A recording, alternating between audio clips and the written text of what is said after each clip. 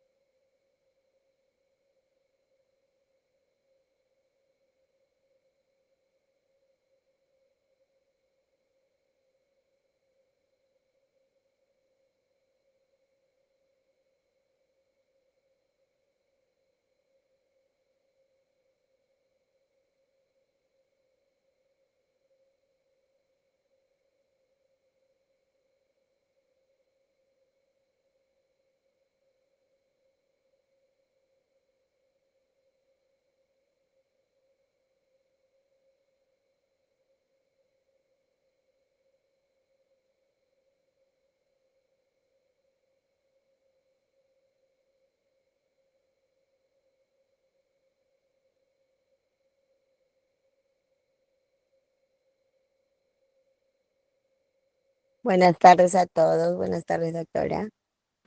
¿Cómo estás, Davina? Muy buenas tardes. Buenas Denos tardes. un minutito, por favor, que se está Gracias. conectando nuestras autoridades. Hay pequeños problemitas técnicos, por favor. Disculpen la molestia. Ok, gracias.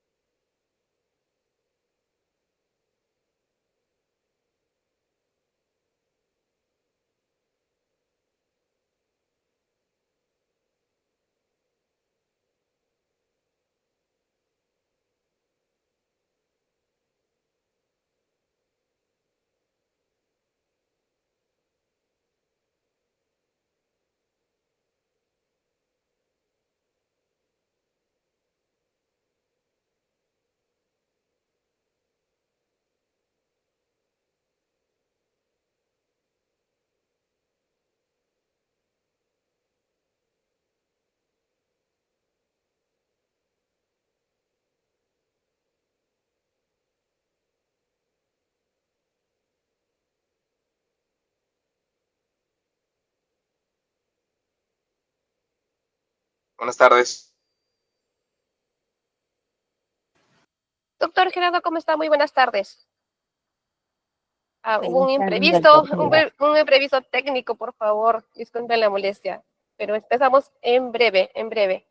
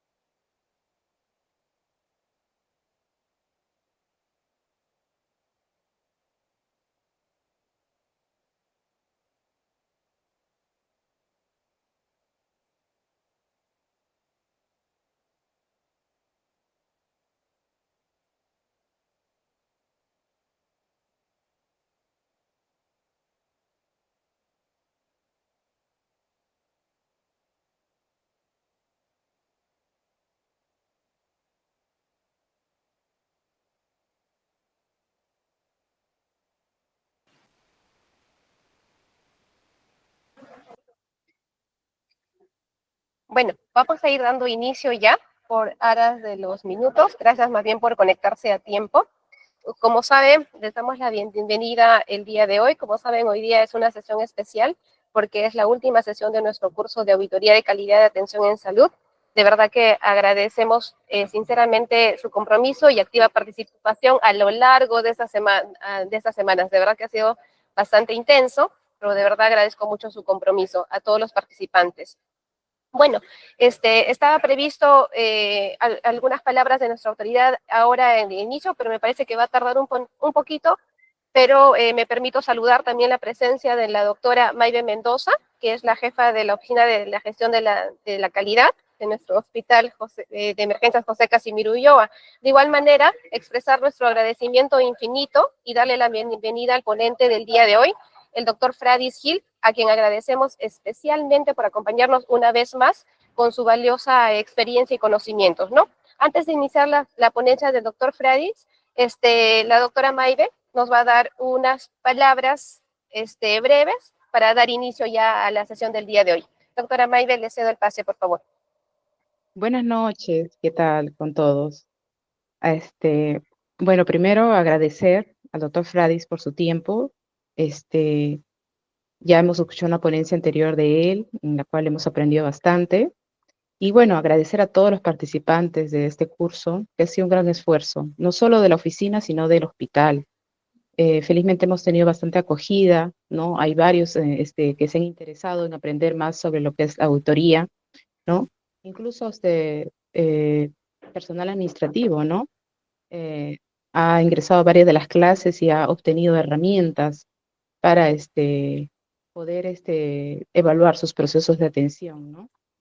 Y bueno, sin más que decirle, voy a darle pase al doctor Fradis para que nos dé su ponencia de hoy. Un rato más, quizás el director se conecte para poder dar las palabras, ¿no? De, del final del curso. Y bueno, vamos a tener la presencia de él, pero mientras tanto, continuemos, ¿no? Continuemos aprendiendo. Y bueno, muchas gracias nuevamente. Gracias, Maybe. Doctor Fradis, le cedo la palabra para que inicie la sesión. Muchísimas gracias. Muy buenas noches. Muchas gracias, doctora Maybe Mendoza, por la invitación. Muchas gracias, doctora Sandra Traverso, con quien nos une una bonita amistad. Espero, pues, en esta oportunidad poder también contribuir a la mejora continua, sobre todo, ¿no? Porque, si bien es cierto, hoy día vamos a hablar de adherencias o auditorías de adherencia y guías, o cómo la adherencia y guías en sí viene a representar algún aspecto de auditoría dentro del proceso de atención clínica. Siempre la meta es ir hacia la mejora continua, ¿no? Entonces yo agradezco también la participación de todos y entiendo que este es un tema muy, como que no es estándar de manejar porque no hay aspectos normativos claros al respecto. Y cuando no hay aspectos normativos claros al respecto, por una parte, es bueno porque ayuda a las diferentes instituciones a mapear su propia forma de hacerlo, pero también cuando esto es muy flexible, cada uno lo hace a su manera y no sabemos si es que estamos haciendo en realidad las cosas adecuadamente, ¿no? Voy a intentar evaluar algunos aspectos a nivel internacional, a nivel normativo, algunas experiencias, tal vez la experiencia que está más, por así decirlo, actualizada es la experiencia de salud. Sin embargo, la experiencia de salud tiene las limitaciones de que se enfoca en guías de prácticas clínicas y bajo el contexto de que ellos hacen guías de prácticas clínicas con GRADE, con la metodología que es el MINSA. Entonces es un poco difícil cuando una institución no trabaja haciendo guías con GRADE, ¿no? Que es, bueno, Jetsi lo puede hacer por todo el presupuesto que tiene y todo el personal que tiene en esta institución, pero a veces las CIPRES, los diferentes institutos no podemos hacer ello, y también es una limitación para luego ver cómo vamos a evaluar la adherencia, ¿no? Cómo vamos a decir si es que después de haber desarrollado todo un documento que a veces suele ser complejo, nosotros estamos adhiriéndonos o estamos tomando en cuenta este documento y no solamente ha servido para, pues, presentarlo y luego nunca más verlo, ¿no? Entonces, el día de hoy vamos a hablar un poco de adherencia a guías técnicas, guías de prácticas clínicas en general, pero como vimos la vez pasada, según el marco normativo del MINSA actualmente, nos habla de documentos normativos, y dentro de documentos normativos menciona que las guías técnicas son un tipo de documento normativo, y dentro de guías técnicas menciona que las guías de prácticas clínicas son guías técnicas. O sea, al final las guías de prácticas clínicas dentro del marco del Ministerio de Salud, que es, bueno, las instituciones a las que pertenecemos, forman parte del Ministerio de Salud. Entonces, tenemos que trabajar bajo ese enfoque. Sin embargo, guías técnicas también hay protocolos y también hay guías de procedimientos, ¿no? Entonces, en la vez anterior habíamos visto que teníamos estos tres tipos, y como se van a dar cuenta, la mayoría de instituciones está trabajando en el apartado de guías de prácticas clínicas, algunas de ellas haciendo mecanismos de evaluación de adherencia propios, pero en algunos casos, pues de repente, como no hay un estándar, cada uno lo hace a su manera y puede que no vaya a darle respuesta a varias de las preguntas que ustedes hagan, porque es una forma de cómo yo he querido mapear en algunos puntos a nivel de mi institución, pero no es algo que yo les vaya a decir esto es así porque la norma lo dice, ¿no? Sino más bien es en base a las experiencias que hemos venido manejando. Y como les decía, cuando tocamos el tema de auditoría, en sí la auditoría viene a ser una herramienta de la mejora, ¿no?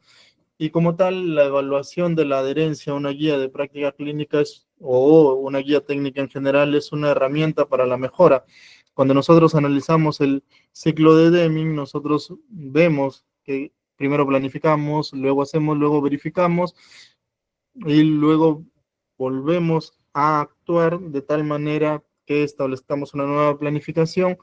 Y cuando nosotros verificamos, esta es la parte en la cual entran los procesos de auditorías. Si nosotros nos vamos a este punto, lo contextualizamos al tema que vamos a ver hoy, nosotros planificamos por así decirlo, el desarrollo de una guía de práctica clínica, o planificamos que nuestra práctica clínica sea basada en la mejor evidencia científica disponible y en el contexto en el cual trabajamos, hacemos el documento, y una vez que hacemos el documento, también nosotros se entiende que vamos a actuar alineados al documento. Luego nosotros tenemos que, ya sea a través de indicadores, listas de verificación o procesos de adherencia, evaluar si es que nuestras acciones o si es que lo que nosotros dijimos que íbamos a hacer dentro de las guías institucionales o guías externas que hayamos adoptado, los estamos haciendo tal cual, ¿no? Que es lo que representa la auditoría. La auditoría lo que representa es la comparación entre lo que yo debo hacer, que si hablamos de el acto médico, el acto en salud, se encuentra en guías de prácticas clínicas, guías de procedimientos o medicina basada en evidencia, y lo que yo estoy haciendo. ¿De dónde normalmente saco lo que yo estoy haciendo en mi institución? Pues lo más común es de la historia clínica, ¿no? Y hago esa comparación, y si encuentro una acción de mejora, perdón, alguna oportunidad de mejora, establezco acciones tanto para por así decirlo, mi actuar, como también de repente mejoras a nivel de las guías institucionales que yo he elaborado, porque en el tema clínico normalmente pues las actualizaciones se dan cada 3, 5 años y uno tiene que estar actualizando los documentos. Entonces, la idea de la auditoría y la idea de evaluar la adherencia es que esto sea una herramienta de la mejora continua, ¿no? Y esto también nosotros lo encontramos en los aspectos normativos. Cuando nosotros hablamos de auditorías, si bien es cierto, creo que todos los que somos auditores hemos revisado a detalle la norma técnica de auditoría del 2016 y sabemos que esta dice que todos los procesos de auditoría van a contribuir a mejorar la calidad de atención. La norma en sí, con su finalidad, es ella, y como tal, sus objetivos son, el general, establecer lineamientos y metodologías para la realización de las auditorías como tal, actualizar los marcos normativos, estandarizar los instrumentos para los procedimientos de auditoría y promover las auditorías, ¿no?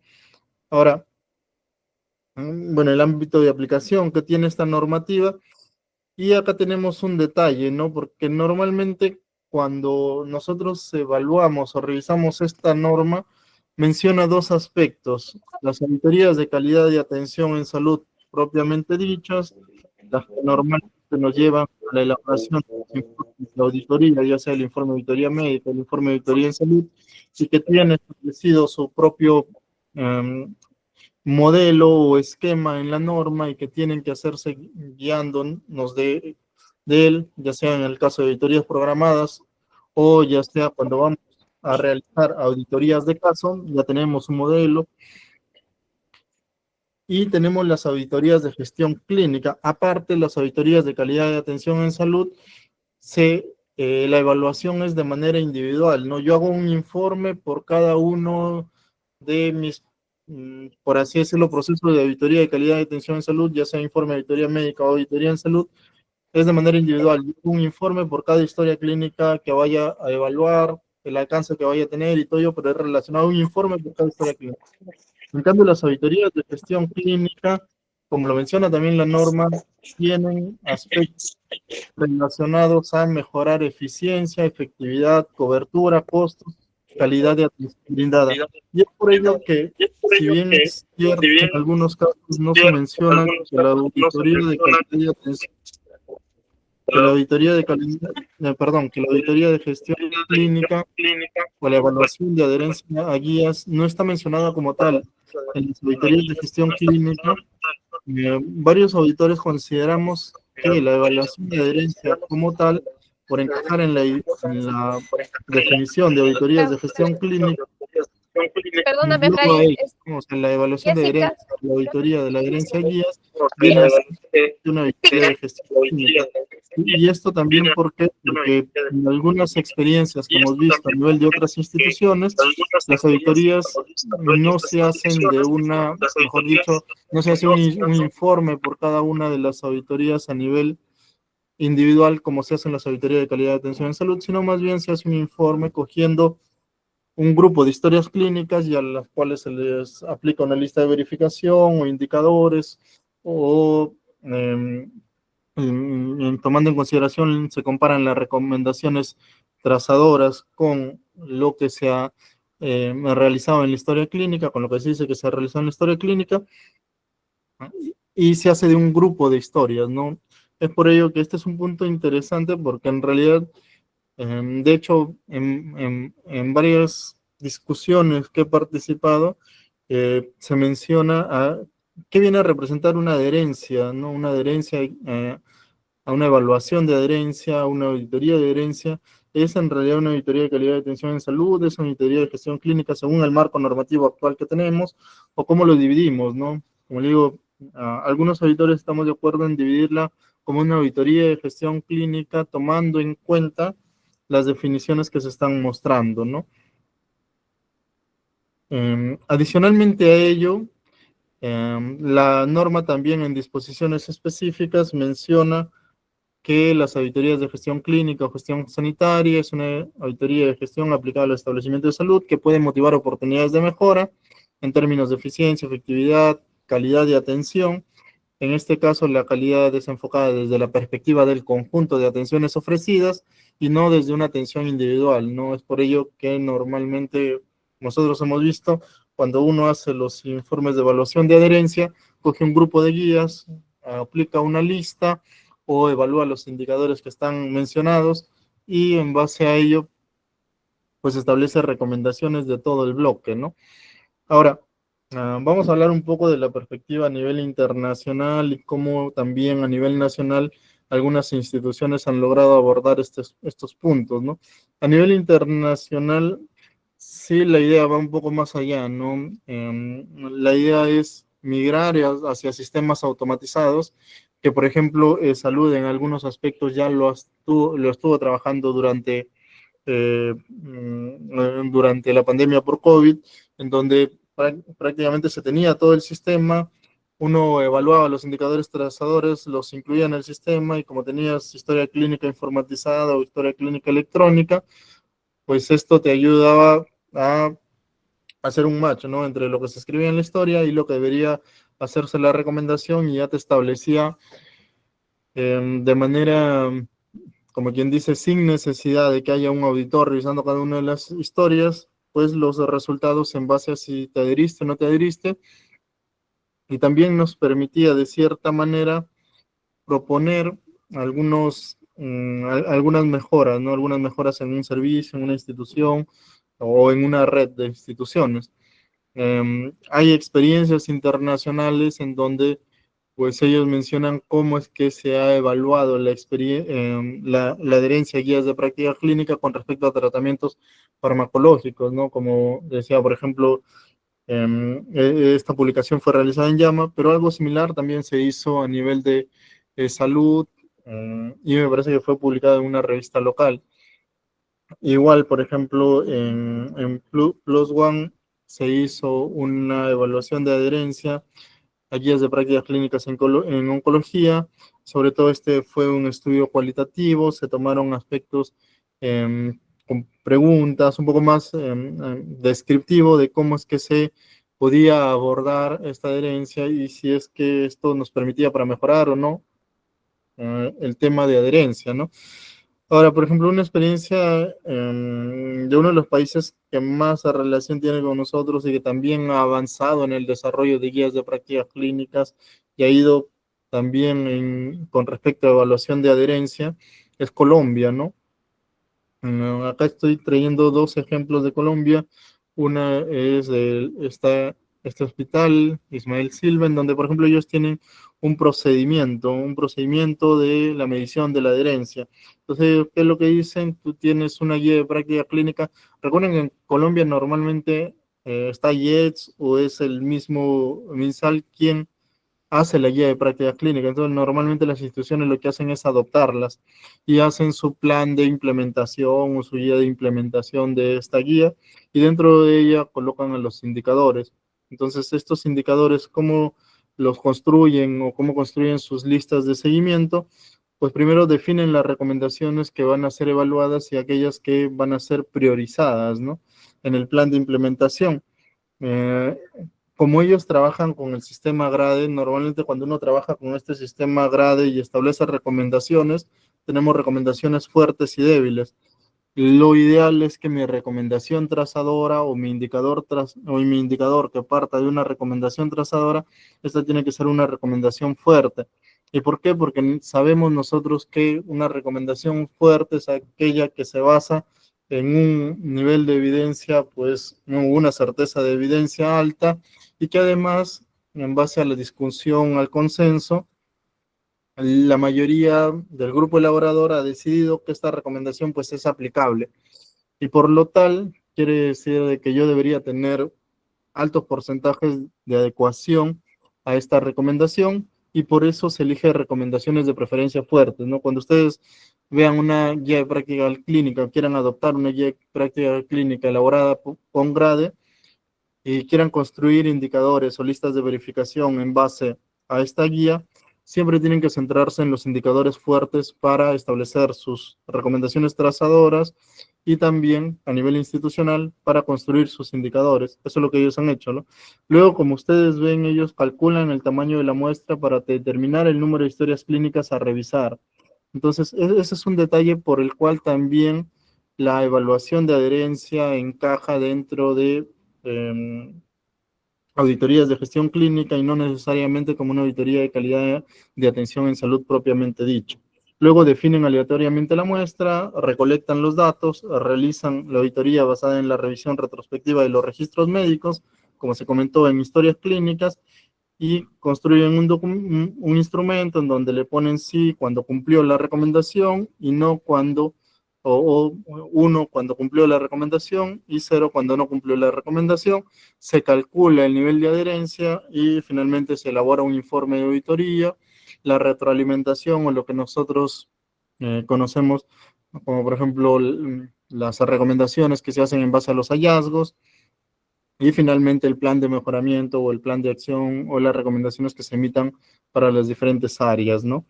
Esta es otra experiencia de la clínica Imbanaco, la de acá, en donde ellos mencionan que, claro, primero establecen la adopción o adaptación de la guía por una parte, y luego la adherencia.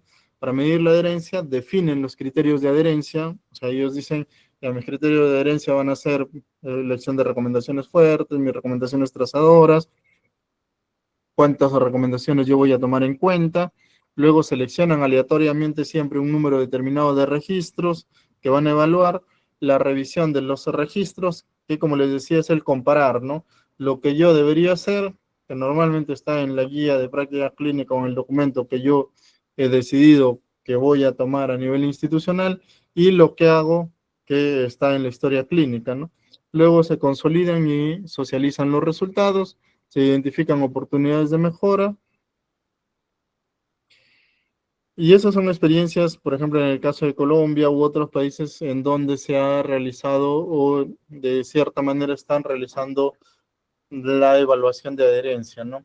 Ahora, si nos vamos a nivel de Perú, pues lo primero es ir a nivel de MINSA, ¿no? A nivel de MINSA tiene muy poca información con respecto a evaluación de adherencia, entonces vamos a IETSI. IETSI sí ha aprobado una directiva administrativa para evaluación de adherencia a guías de prácticas clínicas y que es aplicable a todo eSalud, ¿no? Como saben, eSalud pertenece al Ministerio de Trabajo, así que normalmente nosotros podemos utilizar estos documentos de referencia, pero no es que sean aplicables o no es que sean de obligatoria aplicabilidad para las CIPRES que están bajo el Ministerio de Salud.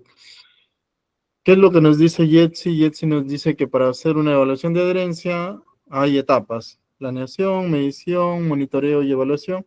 Pero si ustedes se dan cuenta, bueno, quienes conocen un poquito de calidad, a veces esto se parezca un poco a la triada de Juran, o incluso podemos identificar ahí a algunos aspectos que nosotros siempre vemos: planeamos, medimos y luego monitorizamos y evaluamos, ¿no? Cuando IETSI nos habla de planeación del proceso, que nos dice que nosotros tenemos que formular los indicadores, y ustedes se van dando cuenta que no es que la guía termine, se formulan los indicadores, sino que casi van a la par, ¿no? En algún momento se comienzan a formular los indicadores dentro de la formulación de la guía. Luego se aprueban los indicadores, en donde sí es necesario pues que la aprobación cuente con la participación de las áreas usuarias o las áreas donde se va a realizar esta medición, o que incluso las jefaturas que van a realizar esta medición.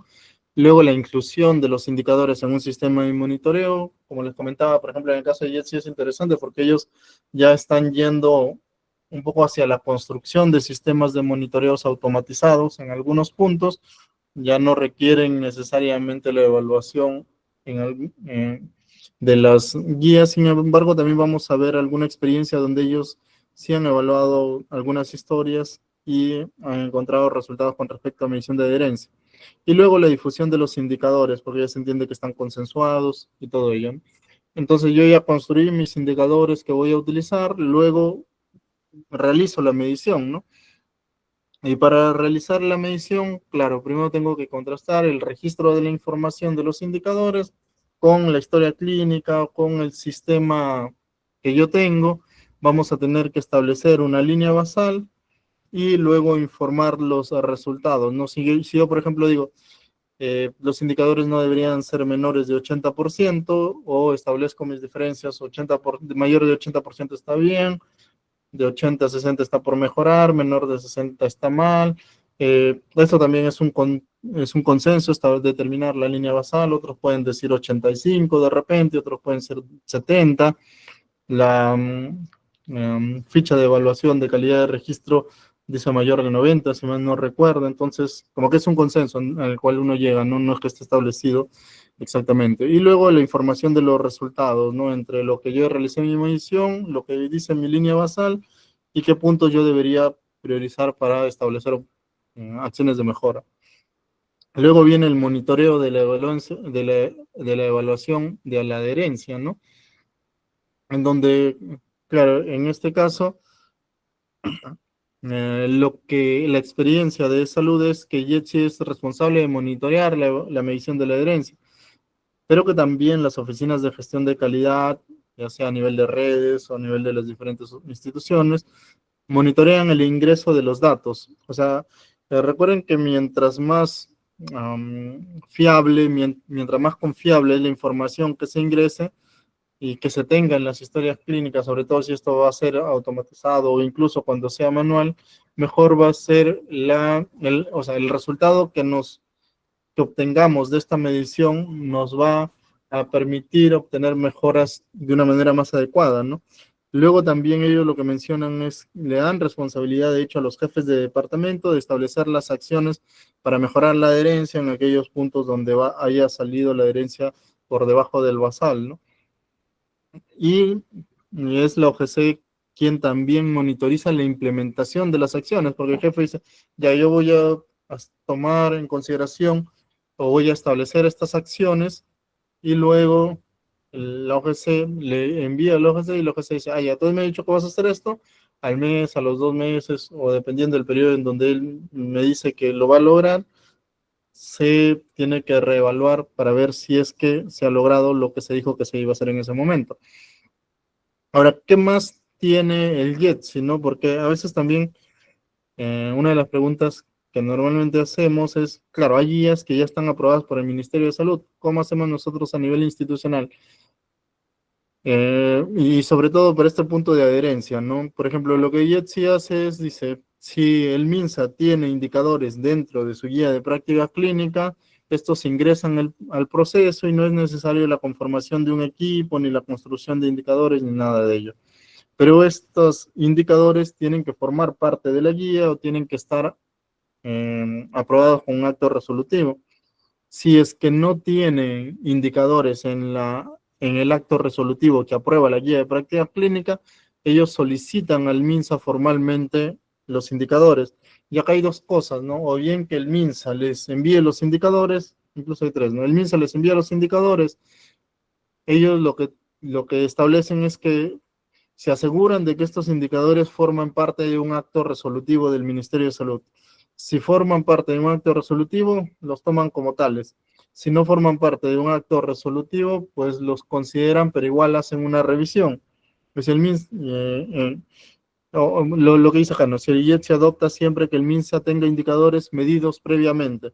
Ese es otro punto, que ellos dicen que si el MINSA envía indicadores, pero estos no forman parte de un acto resolutivo, lo que ellos evalúan es que este indicador sea medido previamente por el MINSA para ver cómo es que lo miden y cómo es que ellos lo van a adaptar o adoptar, ¿no?, a su institución. ¿Y qué pasa si es que el MINSA no da respuesta? Y se adopta la guía de práctica clínica aprobada con acto resolutivo y formula nuevos indicadores en base a un equipo que ellos conforman, ¿no? Esta imagen grafica lo que les estaba comentando con respecto a en qué momento comenzamos a construir los indicadores, ¿no? Si ustedes ven, y esto es algo como para recordar de la sesión anterior, nosotros tenemos una etapa de preparación para la formulación de una guía de práctica clínica o la elaboración, luego formulamos la guía, luego hacemos una búsqueda y evaluación de guías de prácticas clínicas, desarrollamos la guía, redactamos la guía y todos los pasos, ¿no? Pero mientras vamos desarrollando la guía, recuerden que si trabajamos bajo una metodología de grade, nosotros tenemos preguntas pico, y estas preguntas pico van terminando en recomendaciones, ¿no? O sea, nosotros vamos teniendo recomendaciones y de estas recomendaciones ya nosotros podríamos ir eligiendo qué recomendaciones se van a priorizar.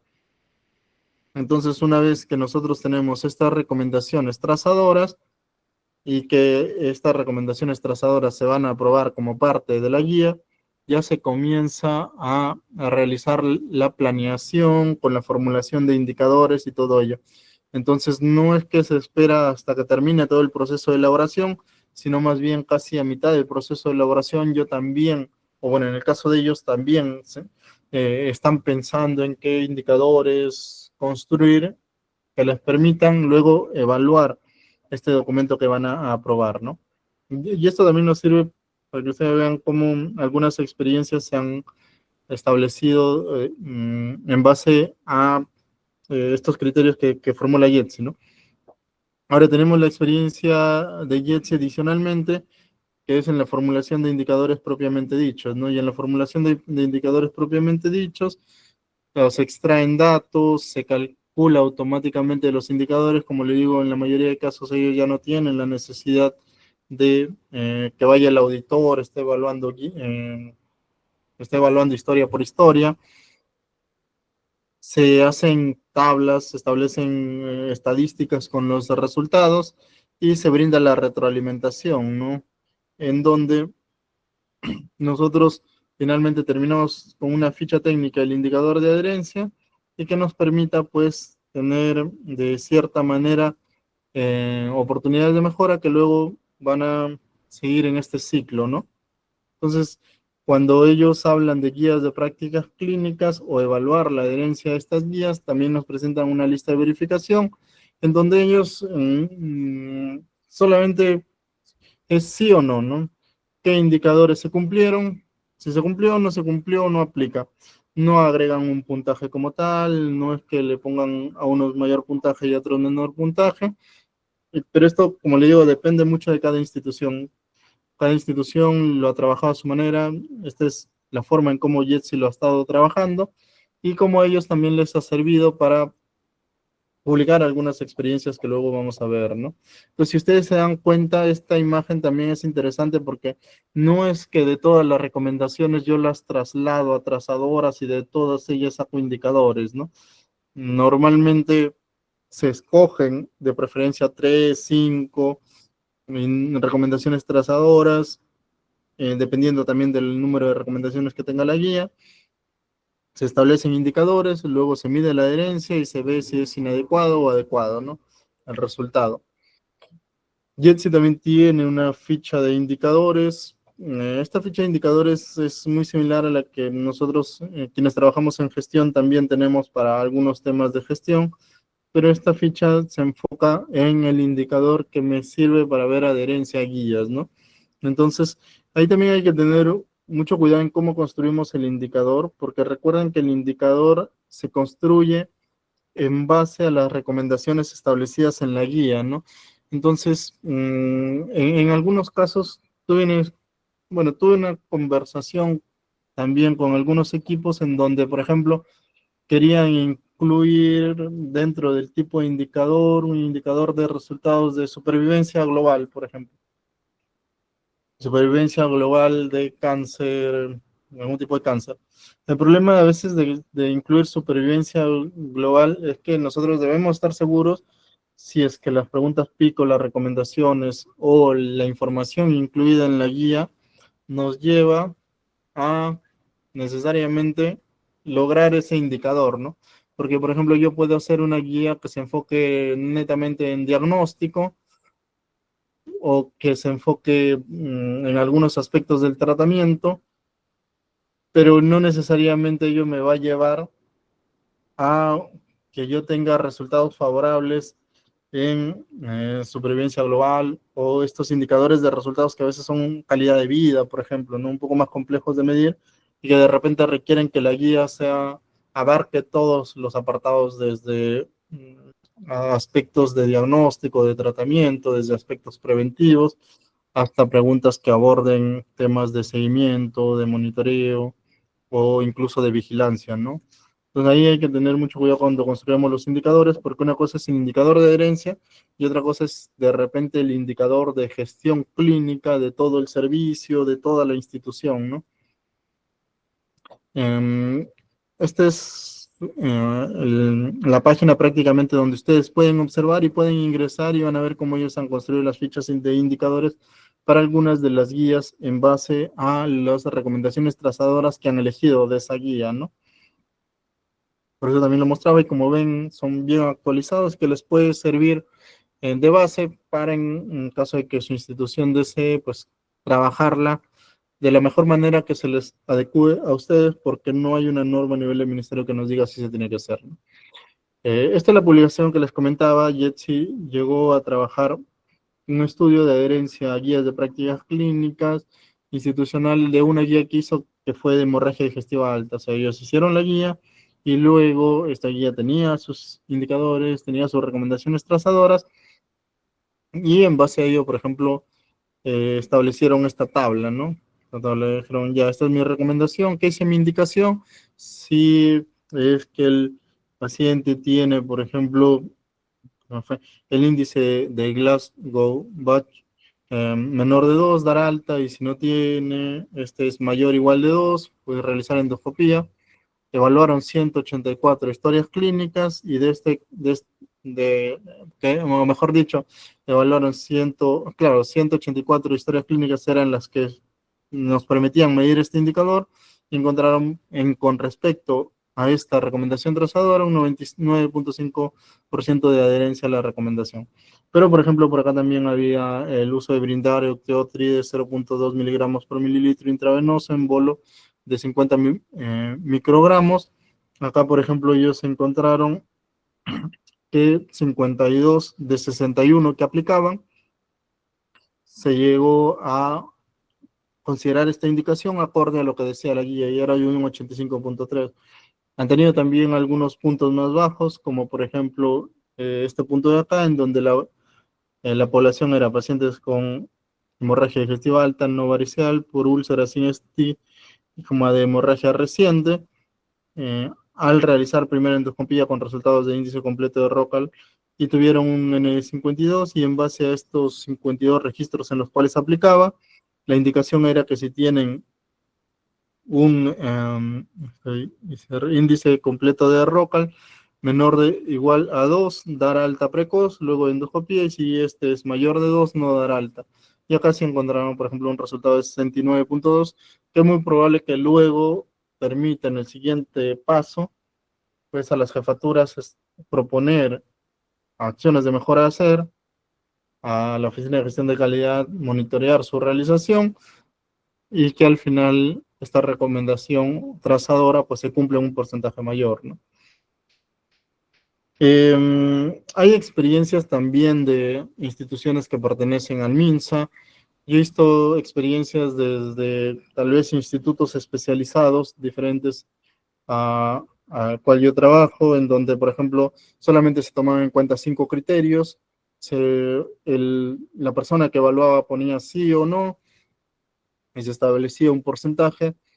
Hay otras instituciones que ya no solamente han tomado en cuenta 5 criterios, sino de repente han tomado en cuenta 10 o hasta 20 criterios y lo que han hecho es como como que tomando de referencia el esquema de evaluación de adherencia a, o evaluación de calidad de registro, agregar un puntaje, si es que está completo, un puntaje mayor, la mitad si es que está incompleto, o 0 si es que no se hizo, y en algunos casos no aplica, y en base a una valoración de 100%, hacen como que una evaluación de adherencia, en donde también se establezcan porcentajes, ¿no?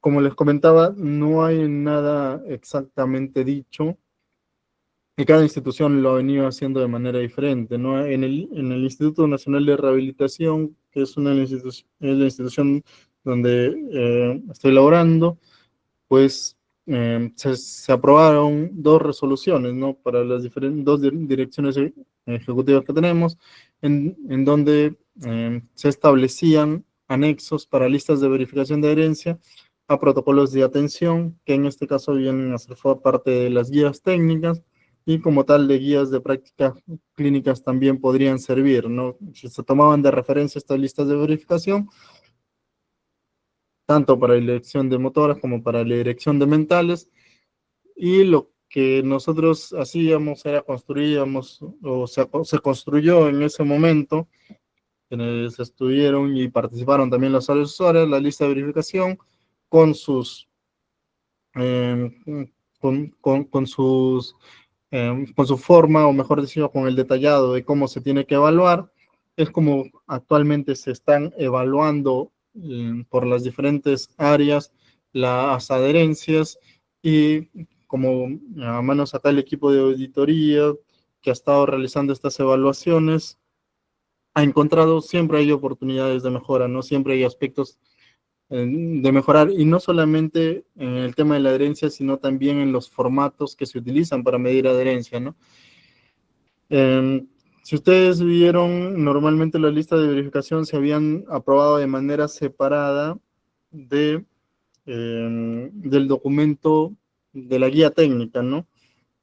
Sin embargo, a partir del año pasado, aproximadamente, lo que nosotros quisimos era que las listas de verificación formen parte del documento, no estén dentro del proceso de elaboración hacia la parte final, pero igual que estén, y que el documento salga con estas, ya sean listas de verificación, indicadores o formas de cómo monitorear o hacer seguimiento cuando estamos adhiriendo estos documentos.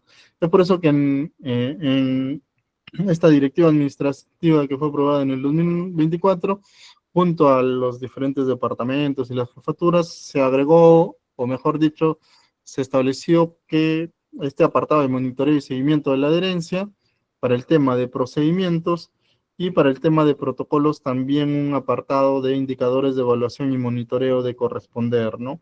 Entonces nosotros más o menos lo que queremos es que también esta lista de verificación, si en algún momento el área lo considera pertinente, el equipo elaborador siente que ese es el documento más adecuado que le ayuda a evaluar la herencia, pues esta ya está aprobada junto a la guía y no se tenga que aprobar en un documento aparte, ni tenga que salir aparte. Y que sirva para que se comience a evaluar de esa manera, ¿no? Ya sean en el caso de protocolos o en el caso de procedimientos. Y en el caso de guías de prácticas clínicas sí tiene otra forma de realizar, por el mismo hecho de lo que hemos dicho, ¿no? Nosotros actualmente las guías de prácticas clínicas las vamos a dejar para cuando tengamos la oportunidad de trabajarlas basado en la norma del Ministerio de Salud, que te dice que tienes que hacerlo siguiendo una metodología GRADE, una metodología de development, que aún no hemos tenido esa oportunidad de tener contacto con INE. El año pasado tuvimos un contacto inicial con INS para ver diferentes estrategias, pero aún no hemos establecido, pues, estas son las preguntas pico que vamos a elaborar de tal guía, y ya tenemos las recomendaciones trazadoras, ya podemos ir a la construcción de indicadores. No lo hemos hecho, como les comentaba, venimos revisando todos los documentos que hay a nivel nacional acerca de las diferentes experiencias. Esperamos mejorar el desarrollo de esos documentos y poder trasladarla acá. Pero lo que sí tiene que quedar claro es que el, quien mejor sabe cómo es que debería evaluarse la adherencia al documento que se está elaborando o sea elaborado es la persona o el grupo de personas, el grupo elaborador que lo ha hecho, ¿no? Es por eso que en nuestra institución son los grupos elaboradores multidisciplinarios quienes dentro del desarrollo de la guía formulan los indicadores. Y es más, o sea, no es que las oficinas de gestión de calidad, de investigación, de planeamiento se desliguen de este proceso, sino más bien nosotros acompañamos en el proceso. Ellos tienen el liderazgo de elaborar la guía técnica y en cualquier momento, cuando lo requieran, solicitar nuestra participación para decirles con qué precisiones se pueden dar en algunos de los apartados de los documentos que están mencionando, ¿no? Y en el caso de la Oficina de Gestión de Calidad, como nosotros en realidad somos quienes monitorizamos el adecuado desarrollo de los procesos de adherencia a guías, es que participamos también del proceso de la construcción de indicadores junto al grupo elaborador, ¿no? En este apartado. Algo adicional, pero esto es algo institucional, es parte de la cultura que se ha formulado en el INR como parte de los procesos de los tipos de auditoría que hay, es que nosotros hemos dividido dos temas, ¿no? Esto no va a resultar en todas las instituciones, nosotros ya lo sabemos, cada institución es propia, cada institución debe conocer cómo formular sus propios procesos de auditoría, pero acá ya lleva años, no es algo que yo lo haya inventado, sino es algo que ya se ha venido trabajando acá, y que tenemos dos temas claros, ¿no? Tenemos las auditorías de calidad de atención en salud y tenemos las auditorías de gestión clínica. ¿Quiénes hacen los informes de auditorías de calidad de atención en salud, sea auditoría médica o auditoría en salud? Los respectivos comités. El comité de auditoría médica hace sus informes de auditoría de calidad o de auditoría médica y el comité de auditoría en salud hace su informe de auditoría en salud siguiendo todas las precisiones establecidas en la norma, ya sean estas auditorías programadas o ya sean estas auditorías de caso. Dentro de estos informes que son individualizados y es un informe por cada historia clínica, también se revisan las historias clínicas y sobre todo en el comité de auditoría médica que estamos haciendo ahorita evaluación mediante AGRI de las guías, tanto la institucional como la de referencia, que el departamento, el servicio nos diga que utilizan y que la incluyamos para el establecimiento de hallazgos. También se hacen evaluaciones, pero o sea, bajo el concepto de auditoría de calidad de atención en salud, que es individualizada y que abarca una historia clínica, y que la adherencia viene a ser como que un punto que nos ayuda a identificar hallazgos. Sin embargo, también basándonos en los procesos de auditoría de gestión clínica, nosotros sabemos que la participación de estos procesos de auditoría va de la mano de la gestión clínica que corresponde a las direcciones ejecutivas, las jefaturas de departamentos o diferentes equipos que se formen en la institución. Y lo que se desea de estos equipos, del liderazgo de estas direcciones ejecutivas, porque al final les va a servir para evaluar cómo están yendo a nivel de gestión clínica, es que sean estos equipos quienes hagan las evaluaciones de calidad de registro y también las evaluaciones de adherencia o seguimiento, tomando en consideración los formatos que se han aprobado, ¿no? Como se comentaba, desde la Oficina de Gestión de Calidad nosotros participamos en diferentes procesos, ¿no? Incluso tenemos miembros en el Comité de Auditoría Médica, un miembro en el Comité de Auditoría Médica, un miembro en el Comité de Auditoría en Salud.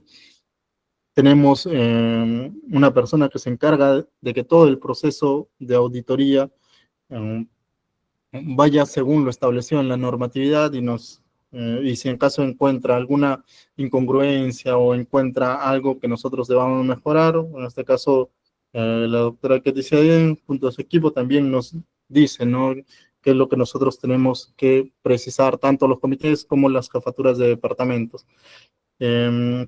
Creo que esa parte sería todo con respecto a los procesos de auditoría.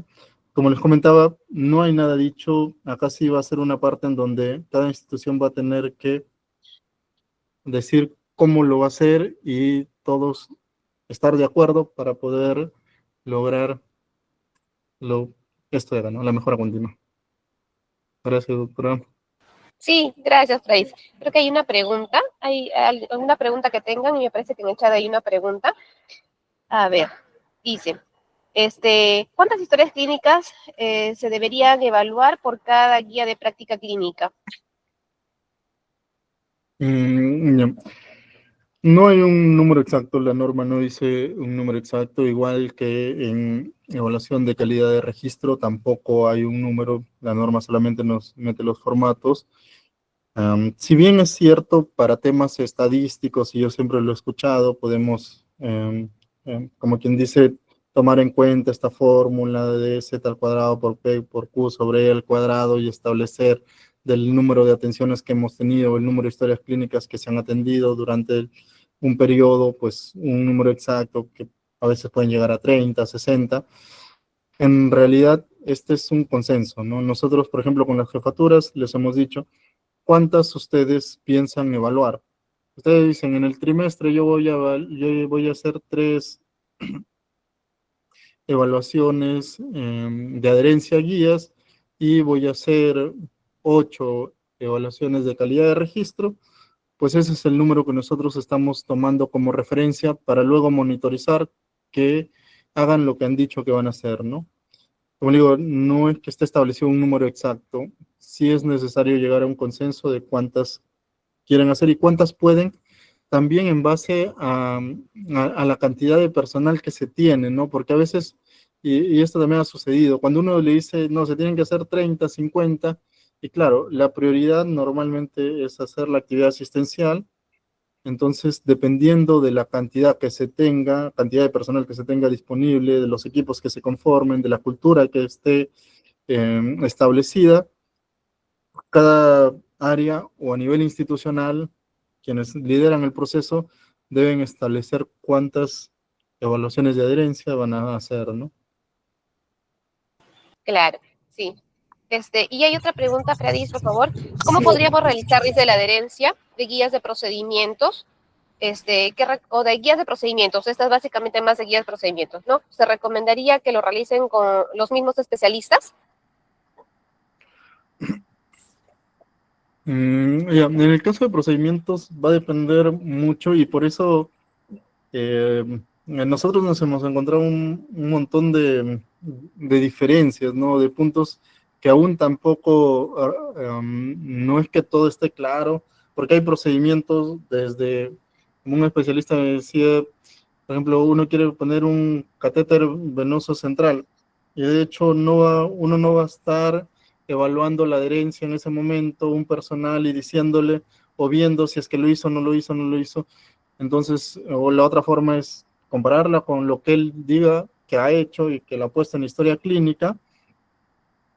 Y la otra forma es, pues, que en realidad nosotros establezcamos indicadores, ¿no? Hay procedimientos así, hay otros procedimientos como, por ejemplo, la confección, quien trabaja en algunos temas, como por ejemplo soy acá, ¿no? La confección de algún material o a un equipo biomédico, o a un insumo o algún dispositivo. Entonces ahí, por ejemplo, ¿cómo evaluamos la confección? Ya no podemos tomar de referencia la historia clínica porque normalmente la confección ya no va a estar en la historia clínica, ¿no? Entonces, va a depender mucho que el grupo elaborador y junto a quienes participemos de la elaboración entendamos en qué consiste el procedimiento y cómo nosotros vamos a construir el mecanismo de monitoreo que nos permite decir, me estoy adhiriendo a esta guía, que estoy aprobando con acto resolutivo, ¿no? Sí, van a haber muchas diferencias. Sí, claro. Doctora Balbín, tenía una duda, por favor, adelante. Sí, buenas noches, doctor Fradis. ¿Cómo está? Quería preguntarle, no le escuché bien, ¿lo puede repetir? Es sobre su experiencia en cuanto a la acreditación en el INR con respecto a las guías de práctica clínica, porque nosotros, por ejemplo, nos piden, creo que 10 guías por servicio o departamento, cómo lo están manejando en el INR y también cómo están haciendo con el tiempo de los médicos asistenciales, porque para hacer una guía se necesita tiempo. Entonces, ¿cómo lo están manejando? Ya empezaron, creo que entendí que el INS todavía no les ha dado audiencia, no lo sé. ¿Cómo están haciendo, por favor? Doctora, muy buenas noches. La doctora Olivia es una muy buena amiga mía también. Trabajamos juntos hace unos años. Esa es una pregunta interesante. En un primer momento, como les comenté, en tema de acreditación también hemos tenido mucha discusión con los acreditadores, ¿no? Desde la perspectiva que, claro, el documento de acreditación para establecimientos como el Instituto de Rehabilitación es del 2012. El documento de formulación de guías de práctica clínica siguiendo una metodología GRADE es del 2015. Entonces, en el 2012 todo el mundo construía guías y lo hacía como quería, ¿no? Después del 2015 ya no debería ser así, aunque hemos visto que varias instituciones están haciendo guías de práctica clínica, siguen solamente el formato de guías y no hacen toda la metodología como tal y le siguen llamando guías de práctica clínica y lo aprueban como guías de práctica clínica. Sin embargo, como les mencionaba también, o sea, cuando yo evalúo estos puntos con los acreditadores, los evaluadores internos y también con algunos evaluadores externos con quienes he tenido oportunidad de conversar, hay que recordar que en este documento de la elaboración de documentos normativos, ya nos precisa que las instituciones lo que aprueban son guías técnicas, ¿no? Entonces, si bien es cierto, la norma de acreditación dice guías de prácticas clínicas, que es una norma que ya han pasado más de 10 años, sobre todo, bueno, en el caso de INR desde el 2012, no estoy seguro si en el caso del nivel del hospital donde ustedes trabajan es anterior,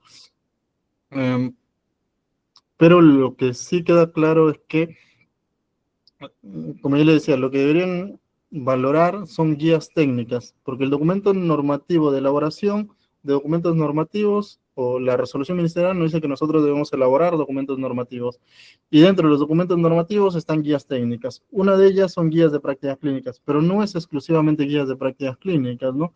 Un servicio, un departamento puede elaborar protocolos, puede elaborar guías de procedimientos. Entonces, no es que yo todas mis guías tienen que ser guías de prácticas clínicas, porque como usted muy bien lo dijo, y quienes hemos participado en la elaboración de guías de prácticas clínicas, o sea, elaborar una guía de práctica clínica es inmenso, ¿no? Y si queremos hacerlo con metodología grade de nuevo, peor, todavía nos puede demorar más de un año. Entonces, lo que yo he tratado es de explicarles que lo que deberían realizar son guías técnicas. Y dentro de guías técnicas, pues sí se tienen aprobadas guías de procedimientos que son un poco más sencillos, los protocolos que también son un poco más sencillos, ¿no? O sea, no obedecen a una elaboración de preguntas pico, búsqueda de evidencia por cada pico, construcción de recomendaciones y todo ello por un punto. Y el siguiente punto es cómo lo estamos haciendo. Siguiendo ese enfoque, fue que nosotros dijimos, vamos a desarrollar guías técnicas, tanto guías de procedimientos, protocolos, y también vamos a desarrollar guías de prácticas clínicas, pero las guías de prácticas clínicas las vamos a desarrollar en coordinaciones con INS. Como usted también mencionó, las coordinaciones con el INS son un poco difíciles. Ellos tienen su priorización, es más, sacan anualmente sus priorizaciones, y desafortunadamente, pues rehabilitación, como que muy poco encaja en las priorizaciones que se tienen a nivel global, ¿no? Entonces, lo que nosotros sí hemos comenzado armando es guías técnicas basadas en evidencias. ¿Qué es lo que ha hecho el INR? Como se mencionó, hemos trabajado en un proyecto de mejora.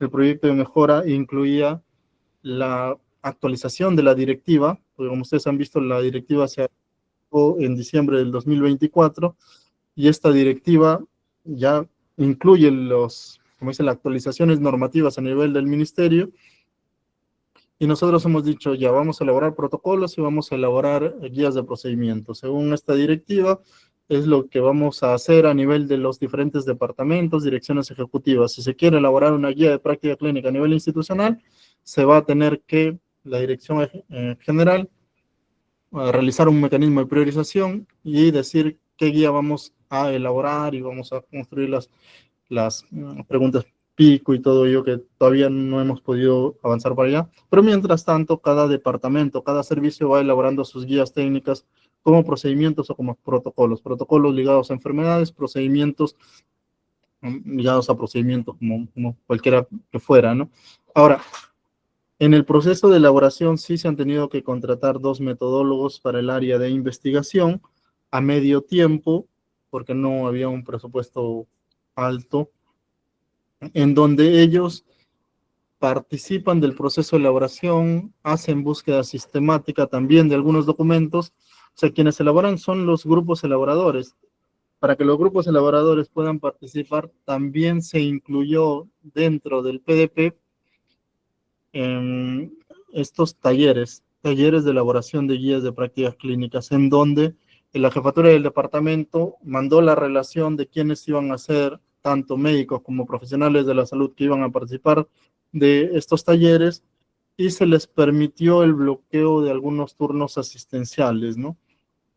Entonces esto de cierta manera ha permitido que estemos avanzando en el desarrollo de algunos documentos, logrando por una parte que haya grupos elaboradores y que estos tengan tiempo para elaborar, y por otra que haya también metodólogos que ayuden en el proceso, y no solamente desde la parte metodológica, que es como quien dice que ha sido vista por investigación, sino también desde la parte de planeamiento, en donde planeamiento acompaña en el diseño. O sea, por ejemplo, una persona dice, yo quiero elaborar tal tema, un documento de tal tema. Entonces, planeamiento le dice, ya, esto puede ir como guía de práctica clínica, puede ir como guía de procedimientos, o dice, no, a ver, voy a ponerme de acuerdo con calidad y voy a ponerme de acuerdo con investigación y te decimos. Entonces ya no es algo así como sucedía en años anteriores, que teníamos que esperar a que el documento esté desarrollado y luego planeamiento le dice, no, ese no es el formato, lo regresaba y la parte asistencial se molestaba un montón. Estamos tratando de conversar un poco más. Ya se están elaborando 8 guías técnicas bajo este enfoque. Tengo entendido que este mes acaba todo el proceso. Como le digo, normalmente calidad donde participa más es en la construcción del indicador, porque eso nos sirve luego para monitorizar la adherencia. Pero los 3 entidades clave de la parte de gestión son planeamiento, calidad y investigación, ¿no? Y, o sea, se han asignado tiempos, se ha establecido una actualización de documentos normativos a nivel interno, se está revisando varios enfoques de diferentes instituciones, y hay varias cosas que incluso tenemos por mejorar, pero estamos en ese paso, ¿no? Bueno, por mi lado también gracias, Freddy, porque en realidad nosotros también como hospital de emergencia tenemos ese gran reto. Y como tú dices, ¿no? Estamos también tratando de organizarnos, de formar nuestros grupos elaboradores con los especialistas, estamos involucrando nosotros con la parte metodológica también, y en realidad hasta cada área dentro de nuestro hospital estamos tomando distintas estrategias, ¿no? Para lograr tener nuestras guías de práctica clínica, y de verdad que gracias también por tus aportes, vamos a tomarlos en cuenta. Muchísimas gracias. Y porfa, hay una otra pregunta más. ¿Después de cuánto tiempo debería iniciarse la adherencia de una guía de práctica clínica? O sea, desde su aprobación, ¿no? Con RD. ¿Cuál sería el tiempo recomendado? Sí, faltaba la respuesta a esa pregunta. También fue un punto que mapeamos desde el año pasado, y nosotros lo hemos establecido en 3 meses, ¿no? O sea, luego de 3 meses se está comenzando a realizar la evaluación de adherencia, ¿no? Porque sabemos que no es que se va a medir adherencia ni bien sale, y de hecho las historias clínicas donde se evalúa adherencia tienen que ser de estos 3 meses, no pueden ser de anteriores. Entonces, estamos dando como quien dice, un rango de implementación de 3 meses como mínimo para comenzar a medir adherencia. Pero es un consenso, ¿eh? No es algo que esté establecido así, normal. Sí, claro. Ok, gracias. Y otra de las preguntas es, ¿en qué, por ejemplo, ya desde tu experiencia, ¿no? En caso de que tengan una baja adherencia o que hayan conseguido resultados de baja adherencia, ¿qué estrategias nos recomendarías, ¿no? Para realizar en nuestras instituciones? Claro, normalmente cuando hay una baja adherencia, lo primero en que pensamos es, como le mostré un estudio, por ejemplo, en temas cualitativos, ¿no? Recuerden que cuando hay una baja de herencia, quien debería ganarse el pleito, por así decirlo, o quien debería tomar en cuenta las intervenciones, es la jefatura del departamento, del servicio, de la dirección ejecutiva, de por qué ha salido baja la herencia, ¿no? Entonces, lo ideal sería que ellos se reúnan al equipo y puede suceder, porque a veces ha sucedido, de repente, o sea, guías que han sido elaboradas hace muchos años y sale baja la adherencia, de hecho que va a salir baja porque la guía puede que esté desactualizada, ¿no? Entonces es necesario actualizarla, la guía. O sea, no siempre va a depender, o sea, no siempre va a ser un problema del área, o mejor dicho, no siempre es que el área asistencial no se quiere adherir a la guía, sino hay varios factores que podrían indicar esta baja adherencia. Entonces, lo ideal es hacer una reunión liderada por la jefatura del departamento, porque es quien tiene a cargo la gestión clínica de su área, en donde se evalúan aspectos cualitativos, van a salir aparte, y de repente, si es que uno no encuentra algunos temas como estos, comenzar a proponer capacitaciones, ¿no? Capacitaciones, volver a socializar la guía, volver a valorar. En algunas instituciones ya han llegado hasta el punto de decir quiénes son los médicos que menos se adhieren a la guía. Entonces se ha logrado identificar. A veces es un poco difícil esta identificación porque en algunos casos termina tomándose de manera punitiva, ¿no? Algo que sabemos que no debería hacerse porque las auditorías bajo el enfoque de calidad de atención no deberían ser punitivas, pero como que se ha dado. Lo ideal es que no debería ser punitivo y si es que se entiende que no debería ser punitivo, pues evaluar a quiénes son los médicos que de repente han llevado de estas 10 o 20 historias que se revisen a que la adherencia salga tan baja, porque a veces suele pasar, ¿no? Se revisan 20 historias clínicas de 3 médicos diferentes, 2 de ellos se adhirieron, pero uno es el que de sus 3 historias clínicas revisadas sacó 000 en todo, ¿no? Porque tal vez trabaja con otro enfoque y todo ello, y hay que adecuarlo, o hay que saber cuál es la dificultad de por qué él toma otra referencia, ¿no? Entonces eso podría ser. Claro, muchísimas gracias por eso. Y tenemos una pregunta también de la doctora Aragón. Nos consulta en qué casos podemos realizar auditoría de pares de los mismos profesionales, ¿no? Ya.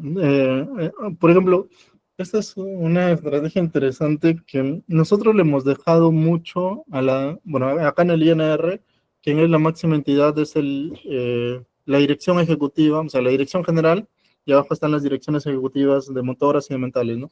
Entonces, nosotros les hemos dado pie a ellos que bajo su ámbito o bajo su jefatura o bajo su liderazgo de gestión clínica decidan si es que lo van a hacer de pares o no lo van a hacer, o lo van a hacer bajo una estrategia que luego nos comuniquen, ¿no? Algunos han decidido no, yo que tengo de repente un poco de tiempo, yo lo voy a hacer de todos mis médicos.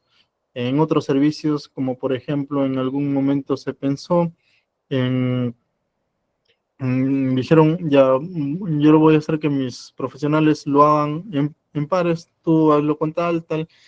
La idea en el caso de pares es que de cierta manera la jefatura o quien tiene liderazgos tenga identificado a quiénes son los pares y que no se mencione quién está evaluando a quién, ¿no?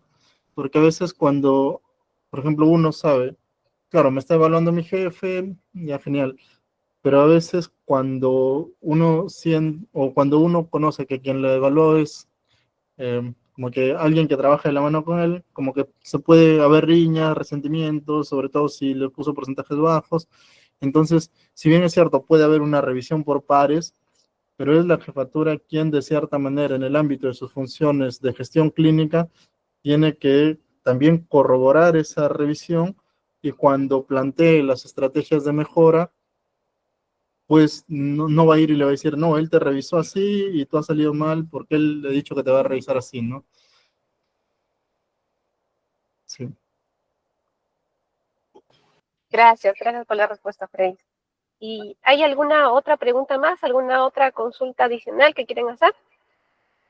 Sí, si no, ya pasamos a dar inicio al cierre formal de esta jornada que ha sido larga, pero de verdad que ha sido bastante llena de muchas experiencias, de muchos conocimientos, ¿no? Entonces ha sido muy enriquecedora. Doy pase y de verdad agradezco y en todo caso me permito, ya si no hay más preguntas, me permito saludar y agradecer la presencia de nuestro director, el doctor Alberto González, que nos va a dirigir quizás algunas palabras. Doctor Alberto, muy buenas noches. Buenas noches, hola, hola. Bueno, sí entiendo que ya estamos culminando no solo la última clase, sino que con esto también el curso, ¿verdad? Correcto, Es doctor. un curso que empezó allá por finales de abril, con mucha expectativa y creo que hemos transitado semana a semana hasta estar ahora en la primera semana de julio cumpliendo con todo el silabo. De hecho, agradecer a cada uno de los ponentes, en esta ocasión a Fradis, que ha podido darnos una exposición muy importante en relación a la adherencia de la guía de práctica clínica. Y creo el mayor indicador, al menos concurrente, del curso ha sido la sostenida asistencia de cada uno de los trabajadores y colaboradores del hospital. Eso no solo es el reflejo del compromiso de ellos, sino también de la alta calidad de cada uno de los expositores, lo que ha permitido que semana a semana esto se haga sostenible. En este tiempo, pues, hemos hablado desde la norma técnica de auditoría, el tema de la medicina basada en evidencias como herramienta clave para la auditoría como tal, todo lo relacionado a la guía de práctica clínica, desde un acercamiento crítico, hasta tener algunos instrumentos para poder elaborar estas guías y también avanzar ya con el tema de la adherencia, que fue el tema de hoy, ¿no? Pero también hemos hecho algún tipo de alcance respecto a las auditorías de registro de historias clínicas, ¿no? Y los mismos relacionados a los procesos de atención en salud. Hubieron algunas actividades también de manera presencial, con auditorías de caso, de seguimiento a las auditorías como tal.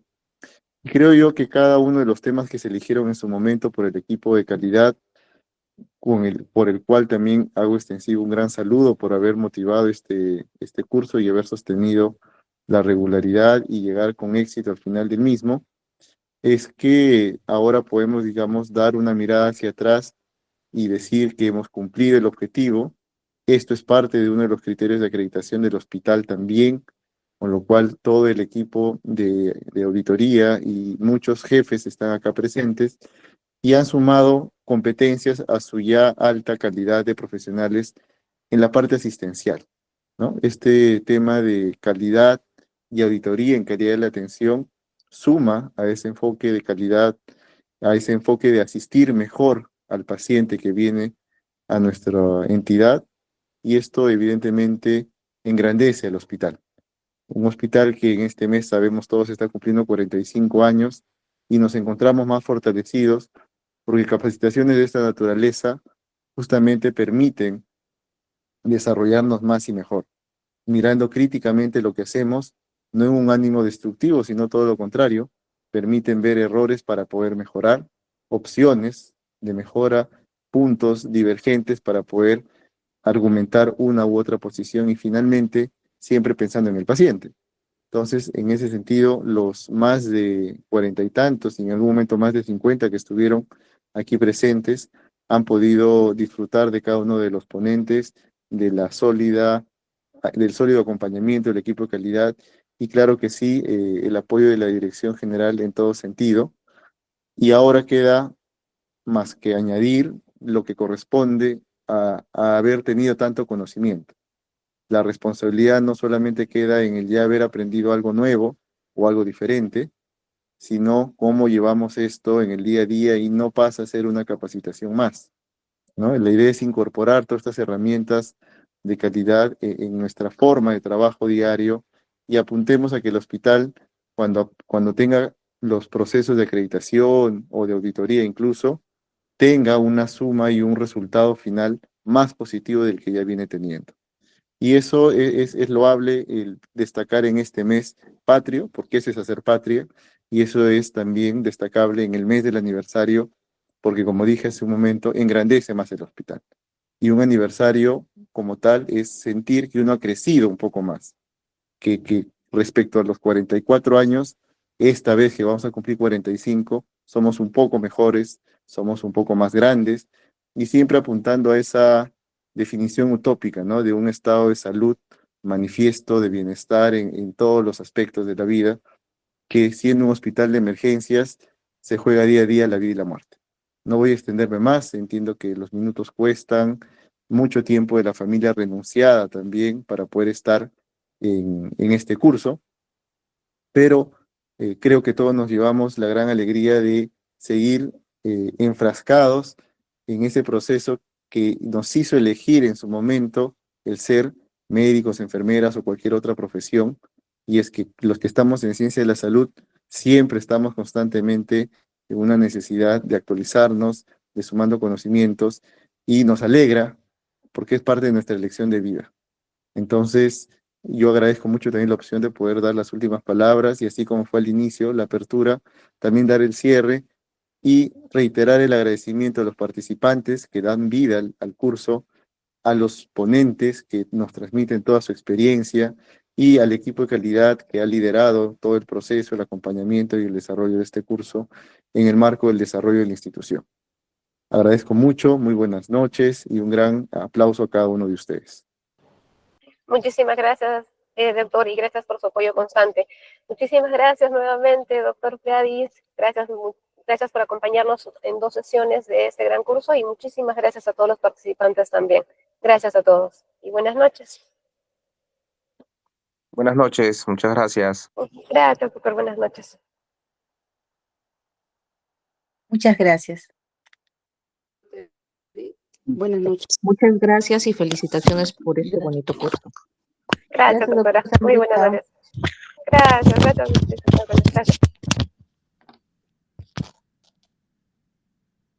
No olvide registrar su asistencia, por favor.